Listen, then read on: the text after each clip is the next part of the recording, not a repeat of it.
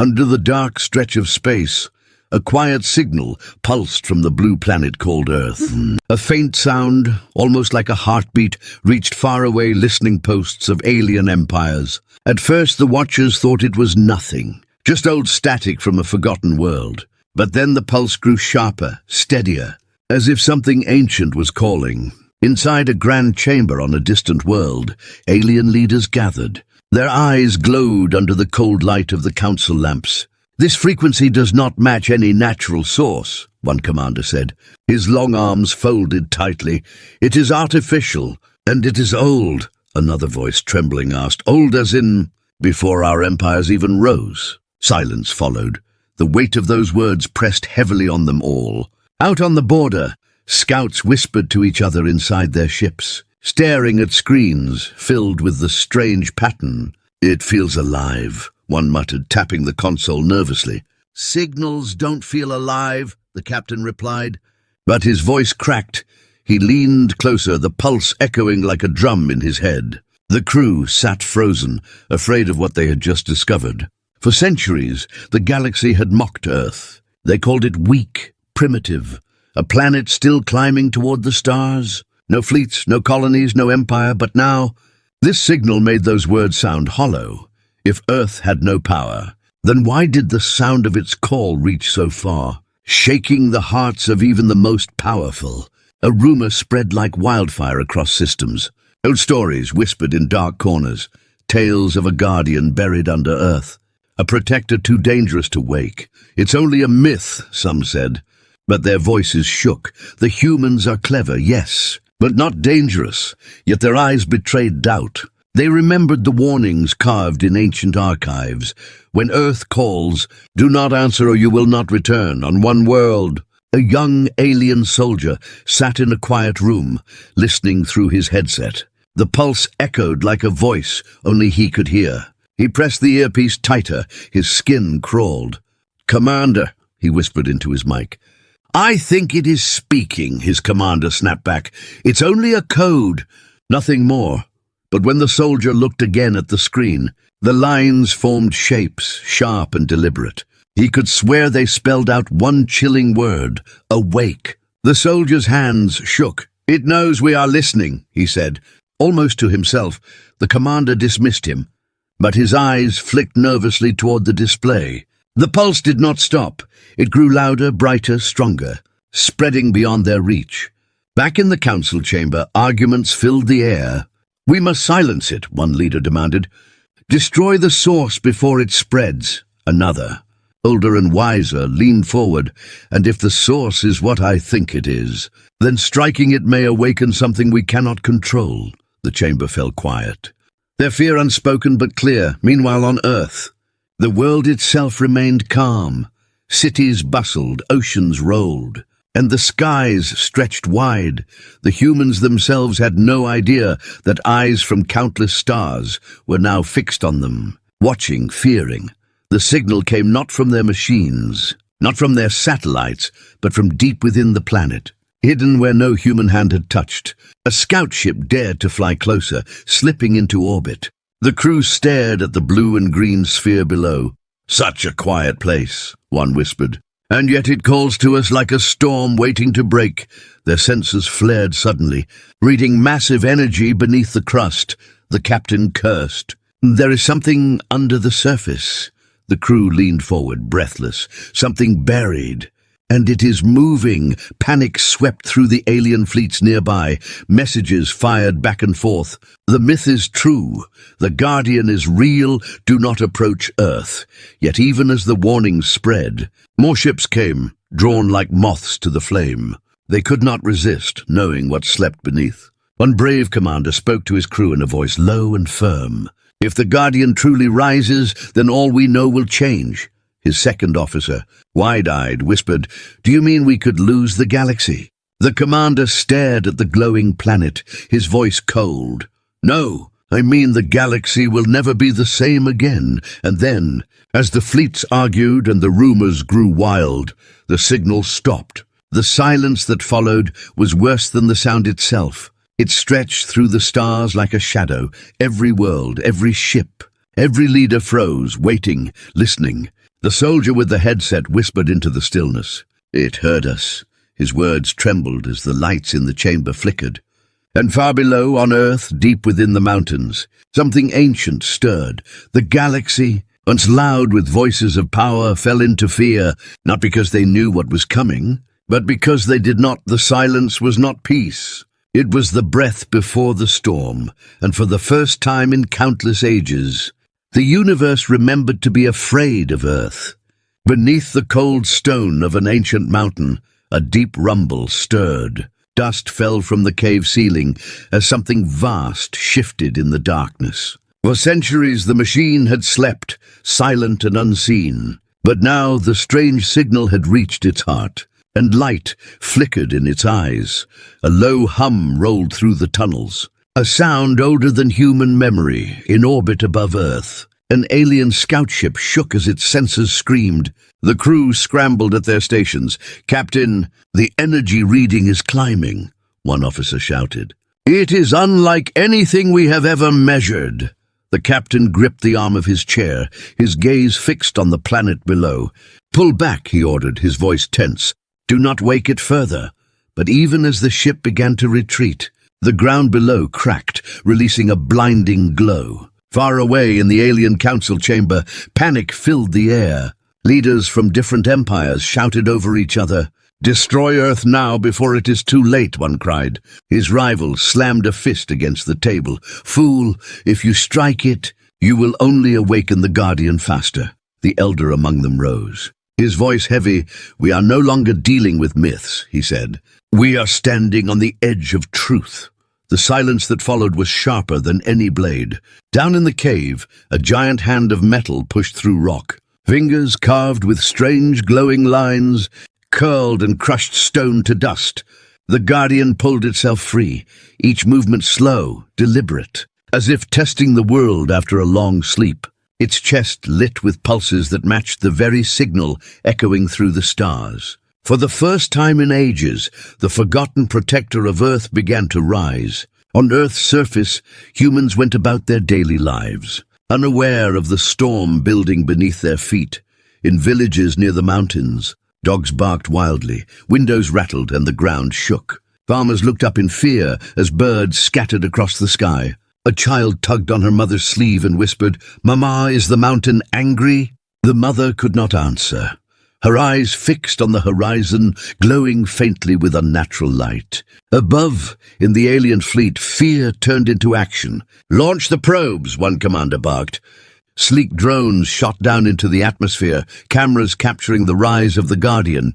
When the first clear image arrived, every officer in the fleet went pale. The machine towered above the Earth, taller than mountains, its body glowing with energy that twisted the very air. "It lives," one whispered. "The Guardian lives." Inside one ship, a young soldier trembled as he stared at the screen. "How can a world like Earth build such a thing?"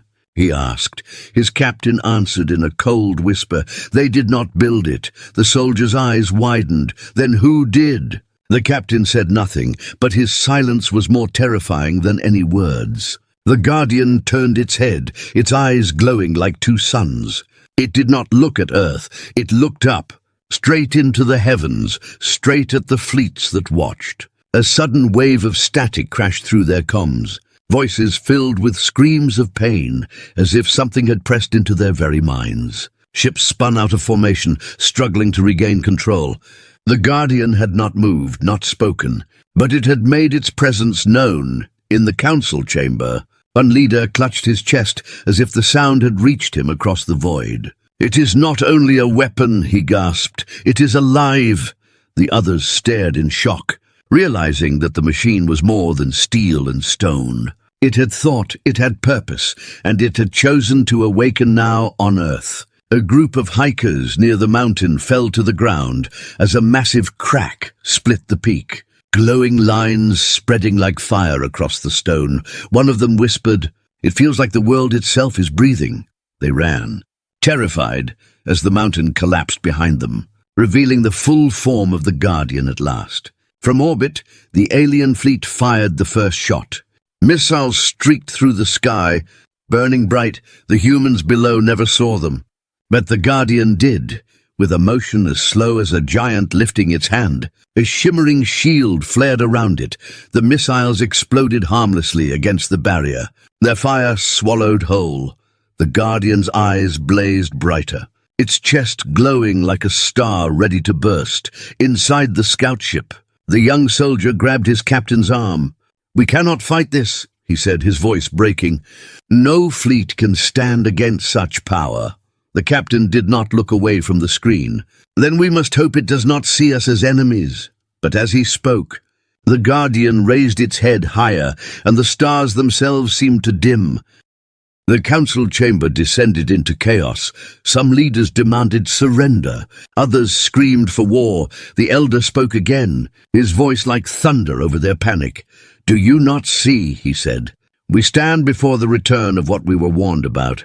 The Guardian of Earth has awoken, and now the universe must choose whether to bow or to burn." Back in the soldier's headset, the signal pulsed again, sharper, louder. For a moment, it almost sounded like words.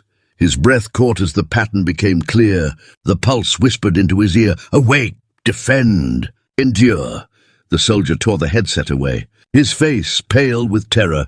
He looked at his captain and whispered, "It is not just a Guardian, it is speaking." And down on Earth, the giant machine lifted its head to the sky. Its voice rolled like thunder across the mountains, not in sound but in thought. Every ship, every council hall, every world heard the same message echo inside their minds. "I have awakened," it said. "Earth is under my watch." The fleets froze.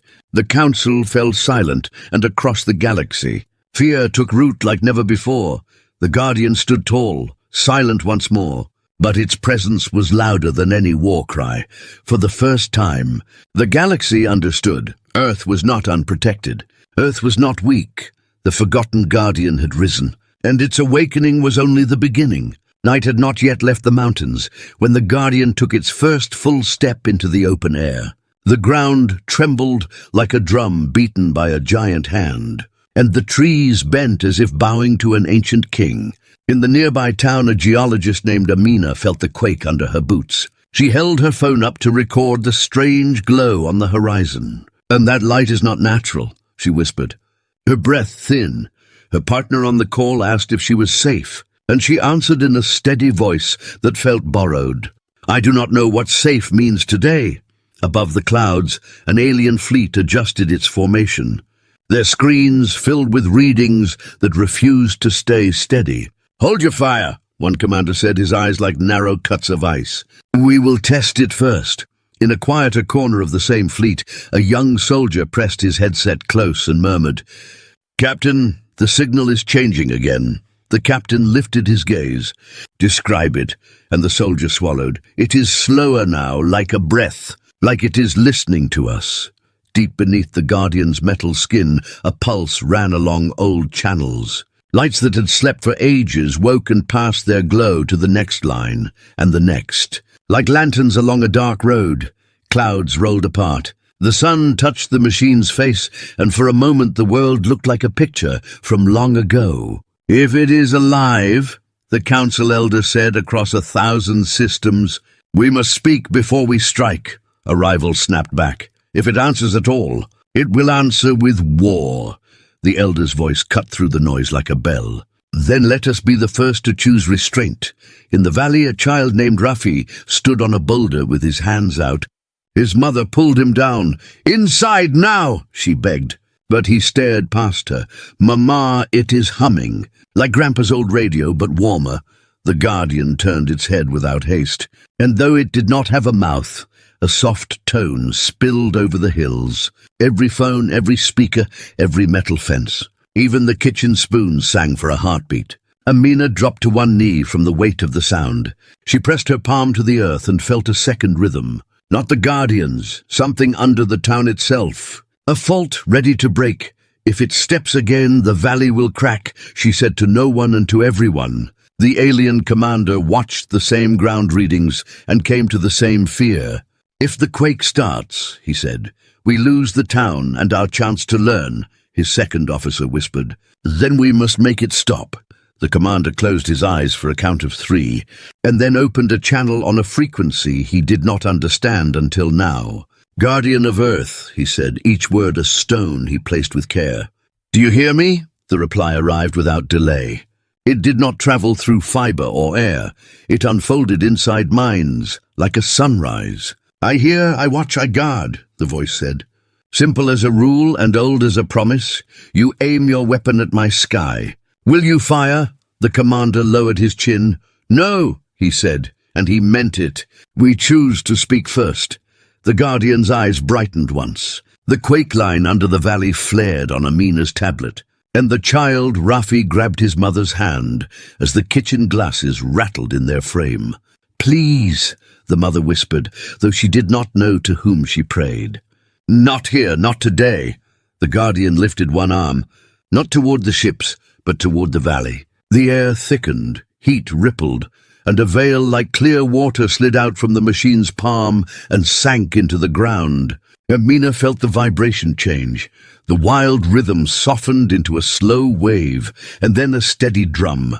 "It is bracing the fault," she breathed, tears on her face before she knew they were there. On the fleet bridges, alarms cut out one by one, screens calmed, lines smoothed. "It is not attacking," the second officer said. "It is saving them. Not every mind watching, shared mercy." A hidden gunship on the far side of Earth lifted from the dark, its hull painted to drink starlight. "We were told to hold," its pilot whispered, and another voice cracked back. "Orders changed." The gunship spat a needle of light toward the Guardian's back. The beam crossed night and noon in a blink. Amina did not see it, the child did not see it. The commander did. "No," he hissed, but his word could not outrun light. The beam met the Guardian's frame and did not explode. It folded like a ribbon against a riverstone. It curved, it sighed, and it returned the path it had taken, only slower, as if the machine had grown a hand inside the air and turned the attack around. The beam slid across the gunship's bow and kissed its engines into sleep. The ship did not shatter. It drifted, lights dim, pride dimmer. "Learn restraint," the Guardian said. And the words were not a threat. They were a law spoken without anger. In the council chambers, the elder bowed his head. "We owe thanks," he said, and the rival who had asked for war found his voice grown small. "We owe distance," he answered, "and patience, if we can still afford such things." The Guardian let its arm fall. The veil under the valley faded. The fault settled into a calm that felt earned. Birds returned to the sky, and a quiet wind crawled through the grass like a healer. "Why help us?" Amina asked aloud, and the answer came to her like a memory she did not know she possessed. "You are under my watch," the voice said, "not because you are weak, but because you are not ready to be broken." The child Rafi tugged his mother's sleeve and pointed at a smooth rock near the path. A symbol glowed on it, a circle within a circle, lines like rivers meeting at the center. "It is pretty," he said, and the Guardian's voice brushed their minds with a warmer note. "It is home." Above the clouds, the commander loosened the grip he had not noticed he kept. He turned to his crew. "Log this day," he said. "Write it plain, we spoke, it heard. We did not burn." The young soldier pressed a hand over his chest and nodded. "Captain," he said, "what if this was only the first test?" The commander looked down at the tiny blue world and the enormous quiet that now wrapped it. "Then let us pass the next one by choosing well," he said. And by leaving this sky in peace, the fleet began to back away, not as prey, not as conquerors, but as guests who had overstayed. In the town, people stepped outside. They spoke softly, as if a sleeping elder lay in the hills and might wake if they were careless. Amina recorded one last reading, then lowered her phone and laughed once. A small surprise sound. "We survived," she said. And her partner on the call breathed out, "You sound happy?" Amina shook her head, though no one could see it. "I sound small," she said, and she liked the truth of it. The Guardian stood without moving, like a mountain that had cured itself of stone. The last echo of its voice slipped along the air. "I am awake," it said. "I am not alone. For deep in the seas and under old deserts and in the cold dark below a polar shelf, The faint lights opened their eyes, not loud, not cruel, simply ready. The universe felt the change and went very quiet, not with fear only, but with the kind of respect that is almost love. And in that long breath, the day found its end, soft and sure, as if the world itself had decided to hold. The Guardian stood like a mountain of metal and light, unmoving yet alive, its eyes glowing faintly as if watching the sky itself. In the valley below, people whispered to each other in fear and wonder. No one dared speak too loudly, as if the sound of their voices might disturb the giant that had risen from the earth. In orbit, the alien fleets kept their distance, lines of warships floating in uneasy silence. The commanders whispered to one another through private channels. "We cannot allow it to grow stronger," one voice hissed. "If we do nothing, it will rule the stars," another replied with calm fear. "And if we strike, we will wake its full wrath," the argument stretched. But no one moved closer. On Earth, a small group of humans had gathered at the base of the glowing mountain. Scientists, soldiers, and even local villagers stood together. Staring upward, Amina, the geologist, held a trembling tablet in her hands.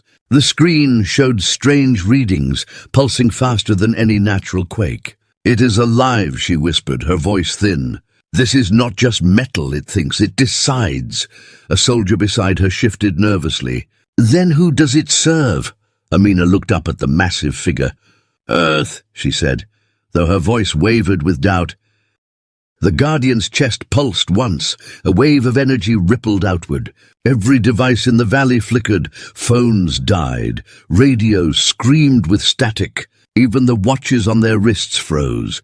Then a single word rang in their minds. A word that had no language yet was understood by all. Defend. The fleets above shook as the same word rolled through their decks. Lights dimmed, engines faltered. "It is not only speaking to the humans," a young soldier whispered, his eyes wide with fear. "It speaks to us too." The captain on his bridge leaned forward. "Then we must hear it well, because the next word may decide our fate." Suddenly, alarms lit across the fleet. A shadow slipped from the edge of the system. Not human, not Guardian, but another empire, one that had waited for this chaos. Black warships emerged from the dark, with weapons glowing red. "Another fleet!" the commander shouted. "They come to strike while we are frozen in fear." The rival empire fired first, beams of energy raining toward Earth. Panic spread across the ships and in the council chamber far away. "They mean to claim the planet," someone cried. "They think we are too afraid to act." But as the beams neared the surface, the Guardian raised its arm, light surged, and the air bent like glass. The weapons struck the barrier and broke apart like water against stone. The people in the valley gasped. The sky burned with colors. The Guardian's shield shimmered across the heavens. Amina fell to her knees, whispering, "It saved us." The soldier beside her gritted his teeth. "Or it is saving its own ground." From orbit the commander stared. "It is not only a relic," one admitted. "It is a force that cannot be matched." But even as he spoke, the rival fleet fired again, this time aiming not at Earth but at the watching fleets. Dozens of ships erupted in fire. Screams filled the channels. The balance of power shattered in a heartbeat. The Guardian turned its gaze upward. Its eyes burned brighter than before. Without moving its lips, without lifting a weapon, a voice cut across the stars. "Cease!" The word slammed into every mind. Alien crews dropped to their knees. Captains clawed at their chairs. The rival fleet shook as if crushed by an unseen weight. And then one by one their engines shut down. Not destroyed, only silenced. Amina clutched her head, the sound echoing inside her skull. "It is too much," she whispered. "Too heavy." And then as suddenly as it began, the pressure stopped. The Guardian lowered its arm, and the silence of space returned. The rival ships floated powerless, drifting like broken toys. The fleets that had come to watch now stared in disbelief. "It did not kill them," the young soldier whispered, his eyes wide. "It only stopped them." The captain nodded, voice low. "Mercy. When it could have given death, that is worse. For now they know their lives were spared by choice." In the council chamber, leaders trembled. It decides who may fight and who may live, one said. Then it rules already, the elder shook his head slowly. No, it guards, it warns, but rule may follow if we do not learn. Back in the valley, the people gathered close. Some prayed, others wept. Children pointed at the giant with wide eyes. Is it our protector? One boy asked. His mother pulled him close. It is something far greater, she whispered. The guardian's chest glowed once more, and a voice rolled into every mind. Human and alien alike, Earth is not alone. Earth is not weak. This is my charge, my vow. The ground trembled as it spoke. Mountains shivered, rivers shifted, but its power felt steady, not wild. Amina pressed her hand to the earth, tears still wet on her cheeks. It is telling the truth, she said. We are under its shadow. For good or for ruin, the soldier looked at her. Uncertain, do you trust it? She met his gaze. I fear it, and still I trust it more than I trust the stars above. In orbit, the fleets drifted. None dared fire, none dared flee. The rival ships remained dark, their crews silent with shame and awe. The captain whispered to his men, Today the galaxy has changed. We live in the age of the Guardian now. On Earth, the people of the valley stood together. The giant's glow painted their faces. Some smiled, others cried, but all of them knew the same truth. The universe had fallen silent, not because of war, but because fear and awe held every voice still. And high above, in the depths of the council chamber, the elder leaned forward with words that would echo through every empire. The Guardian has returned, he said, and none of us may ever be the same. The mountain wind sighed, the shield faded, and for a moment Earth felt calm. Yet everyone, human and alien alike, knew this calm was only the beginning of something far greater, something no fleet could stop and no empire could control.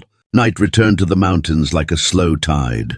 The Guardian stood against the sky with a calm that felt heavy, its eyes dim yet watchful.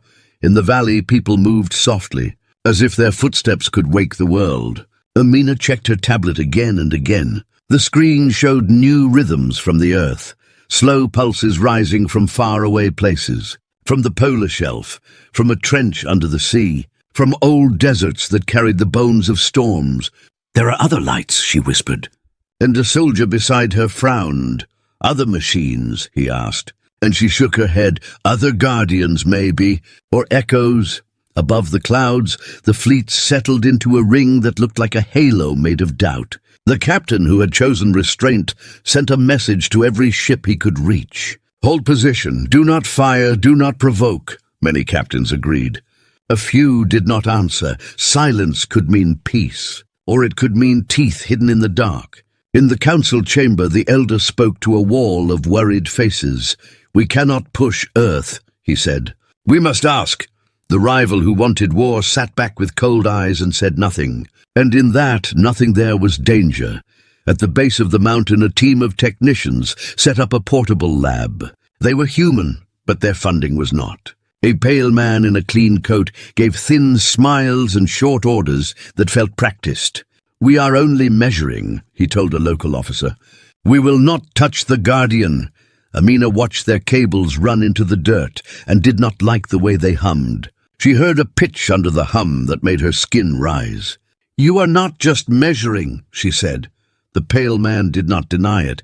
He only adjusted his cuff and said in a soft voice that tried to be kind, The world must know what keeps it safe. A child's laugh floated from a nearby tent. Raffi was drawing circles within circles on scrap cardboard.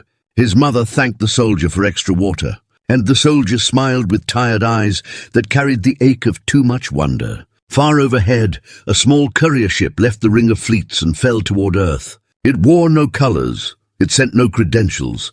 It carried a box that did not like to be carried. In the cockpit, the pilot whispered to the box as if it were a pet. Almost there, he said, almost free. The box did not answer. But the stars near the ship seemed to bend a little. In the valley, Amina's tablet shook. A new spike rose like a needle. Something fast, something hidden. The Guardian did not move, but its shadow felt sharper across the grass. Captain, the young soldier on the bridge said into his mic. An unauthorized descent. The captain's hand paused over the console. Track it, he said. Do not intercept yet. And he hated the last word as he said it. The courier slipped through a thin gap in the atmosphere where lightning had always been easy. It touched down in a dry ravine behind the ridge. The pilot lifted the box and staggered like a man carrying a piece of winter. Frost grew on his sleeves and cracked as he walked. He set the box on a flat stone and opened it with a key that looked like the spine of a fish. Inside lay a coil, the color of deep water. It hummed in a voice that belonged to caves. "Wake the old law," the pilot breathed. "Wake it and bind the guardian." The coil spilled blue threads across the ground. They slithered like calm snakes and sank into the soil. In the camp, the pale man's cables brightened. He smiled for real this time. "Contact," he said. "Link established." Amina stepped between his hands and his panel. "Stop," she said. "You do not know what you are calling?" He studied her with cool patience. "We are not calling, we are remembering," he answered. "The Guardian is a tool, and tools must answer those who know the old code." The ground replied before she could. A low note rose through boots and bones. The Guardian's eyes warmed. Not bright, not angry, only awake in a deeper way. The coil in the ravine pulsed, the cables in the camp sang. A ring of cold formed around the machine, like a crown of winter fog. People shivered and drew close without knowing why. In orbit, alarms flashed again. The young soldier stared at a symbol he had never seen. The captain recognized it from a rumor taught to cadets as a ghost story. "A binding," he said, jaw tight. "Someone is trying to leash the Guardian." The council chamber broke into shouts. "If they fail, the Guardian may crush them and us with them. If they succeed, it becomes a weapon we cannot stop." The elder raised both hands. "Who did this?" he asked, and no one spoke. Because everyone knew and no one would say it. Down in the ravine, the pilot whispered old words. The coil responded with a tone that sounded like a door opening in a frozen lake. The Guardian finally moved, not with violence, with care. It set one hand against the air, and the air became a wall that no eye could see. The blue threads met that wall and hissed like steam poured onto snow. "Release," the Guardian said. One word, no sound, all meaning. The coil answered with pride. "Obey," it sang. "Bind, limit, take command." The Guardian lowered its hand toward the earth. The wall bent, the threads curled. The cables in the camp snapped from their sockets and whipped across the dirt like angry vines. Tents collapsed. Screens died. The pale man stumbled and stared at his own shaking hands. "It should obey," he said to the broken air. "We have the key." Amina helped a tech to her feet and looked up into the huge face above. "We do not carry the key," she said. "We carry our fear." The courier pilot tried to run. The box in the ravine shook itself closed and grew heavy as a hill. He fell with a cry. The coil dimmed. A soft frost fell like dust around it. The Guardian turned to the valley and spoke to every heart. "I am not your tool," it said. "I am not your king." The soldier near Amina took a step forward and lifted his hands. "Then what are you?" he asked, and his voice was honest. The Guardian's answer rolled like surf over stones. "I am a promise kept by those who made it," said. "To hold the line until those who live here can hold it for themselves." In orbit, the captain let out a breath he did not know he held. He sent a new message. "Stand down your special teams," he wrote. "We will not bind what chose mercy," some ignored him, but enough obeyed to tilt the day toward calm. The council elder leaned close to his mic and spoke for the record of history. "Let it be known," he said, "that the attempt to bind Earth's Guardian ended with shame for those who tried it, and with restraint from the one who could have answered with ruin." The Guardian lifted its hand again. The frost in the ravine turned to rain and soaked the coil until it looked like a drowned worm. The box unlocked by itself and lay empty, as if it had never been filled. "Return what is not yours," the Guardian said, and the pilot who had carried the box sobbed because he had nothing left to return. At the camp, Amina raised her tablet and found it quiet at last. The strange cables were dead. The pale man stared at the ground and then at the sky. "Will it judge us?" he asked. Voice small, Amina shook her head. "It already did," she said. "And we are still breathing." A breeze moved across the valley. Children came out again. Raffi ran to the smooth rock and traced his circles with a stick. The soldier sank to a seat on a crate and laughed once at the sky. Not with joy, with relief that tasted honest. "What now?" he asked. The Guardian answered with a new kind of word. A word that felt like doors opening rather than walls rising. "Choose," it said. "Send one who listens." The people looked at one another. No one wanted to step forward first. Amina realized her hands had already lifted. "I will go," she said. The soldier blinked. "Are you sure?" She nodded, not brave, only ready. "Someone must listen," she said. Above the clouds, the captain watched the scene on a shaky camera and felt a quiet hope grow in a corner of his chest that had been all duty for too long. The council elder allowed himself a thin smile that still carried sadness. "Perhaps we are not only afraid," he said to the room of watchers. The Guardian bent its head a fraction.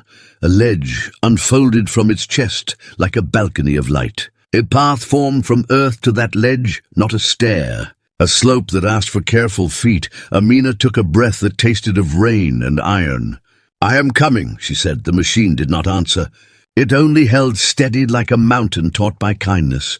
Behind Amina, the valley breathed with her. The fleets held their fire.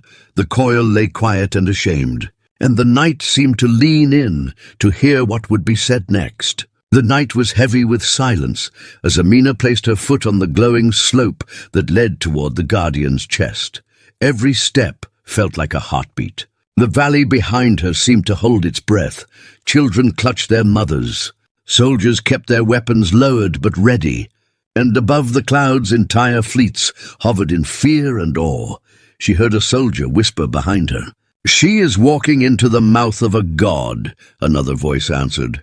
"No, into the judgment of one." Amina did not stop.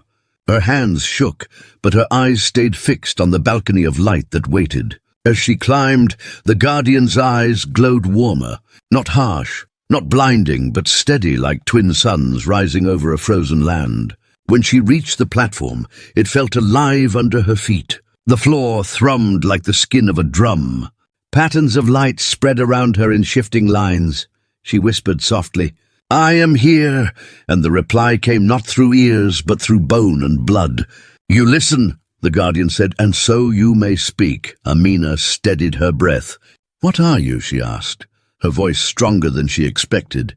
The answer rolled like thunder pressed into a single word. "Memory," she frowned. "Memory of what?" The Guardian's chest pulsed, and she saw flashes in her mind. A field of stars burning with war, empires collapsing like glass. A line of titans standing guard around a blue planet younger than today. "Memory of a promise," the Guardian said, "to keep Earth safe until it could stand." In the fleets above, alarms screamed again. Another wave of ships had entered the system. Not rivals this time, but scavengers, warlords who smelled weakness. Their ships painted with scars of old raids. "They come to take advantage of the silence," one commander barked. "Prepare to engage." The captain, who had chosen restraint, shook his head. "Do not. Let the Guardian see them first." Amina felt the hum grow deeper. The Guardian turned its head slightly toward the stars. "Another test," it said. The balcony shook under her feet. She gripped the railing. "Will you fight them?" she asked. The Guardian's eyes narrowed. "Not alone," its voice answered. And then the light around Amina shifted, forming symbols she could almost understand. "Choose," it said again. "Speak for them." Her chest tightened. "Me," she whispered. "I am only one person," the Guardian's reply pressed into her. "One voice is enough to start." The symbols grew brighter, showing paths, one of fire and destruction, one of silence and retreat, and one of something else. A narrow road that led through both. She did not understand, but her heart leaned toward it. Down in the valley, the pale man who had tried to bind the Guardian muttered bitterly, "She cannot lead. She is no leader." The soldier beside him glared. "Better her than you," he said, and the pale man looked away. In the sky, the scavenger fleet drew closer, weapons primed, their comms filled with laughter. "Earth has a toy," one pirate captain sneered. We will break it and sell the parts. Amina raised her voice to the giant. Guardian, they do not come to test, they come to steal.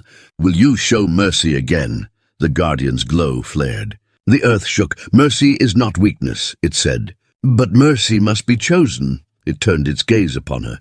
Do you choose it? She froze, her mind racing. If mercy failed, they would all burn. If wrath came, they might survive, but at what cost? The fleets above tensed, waiting. She has to decide, the young soldier whispered. Her word could doom us all. The captain's jaw tightened. And save us too, he said.